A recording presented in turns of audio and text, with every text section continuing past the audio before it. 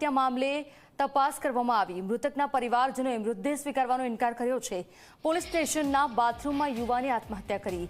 વેલજી કોલીના નામના યુવકે ગળે ફાંસો ખાઈ જીવન ટૂંકાવ્યું। યુવક લોકોના ઘરમાં ઘૂસી જતા પોલીસે કરી હતી અટકાયત। આત્મહત્યાના બનાવના કારણે કોળી સમાજમાં રોષ ફેલાયો છે। તો યુવકે પોલીસ સ્ટેશનમાં જ બાથરૂમમાં ગળે ફાંસો ખાઈ જીવન ટૂંકાવ્યું। જો કે પરિવારજનોએ મૃતદેહ સ્વીકારવાનો ઇનકાર કર્યો છે। આ મુદ્દે વધારે તપાસ હાથ ધરવામાં આવી છે।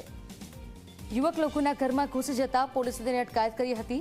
અટકાયત કરતાની સાથે જ થોડા સમયમાં યુવકે ગળે ફાંસો ખાઈ પોલીસ સ્ટેશનમાં જીવન ટૂંકાવ્યું। સંવાદદાતા રાજેન્દ્ર ફોનલાઈન પર જોડાયા છે। રાજેન્દ્ર, યુવક જેની અટકાયત કરવામાં આવી હતી અને તેણે થોડા જ સમયમાં પોલીસ સ્ટેશનના બાથરૂમમાં જ ગળે ફાંસો ખાઈ જીવન ટૂંકાવ્યું, શું કારણો હતા? તપાસ કરતા કોઈ વિગતો પ્રાપ્ત થઈ?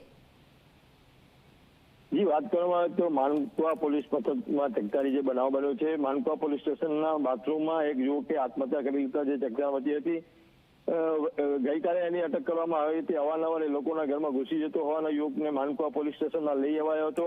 વહેલી સવારે વેલજી કોલી નામના યુવકે બાથરૂમમાં ગળે ફાંસો ખાઈ આત્મહત્યા કરી લીધી હતી। આત્મહત્યાના પગલે પોલીસ બેડામાં પણ દોડધામ મચી ગઈ હતી। આત્મહત્યાના બનાવ લઈને કોળી સમાજમાં પણ રોષ વ્યાપ્યો હતો અને જે સમાજના લોકો આવ્યા હતા એના સમયે પોલીસ બિલકુલથી રાજેન્દ્ર, આભાર આપનો। તો આ હતા અત્યાર સુધીના સમાચારો। રાજ્ય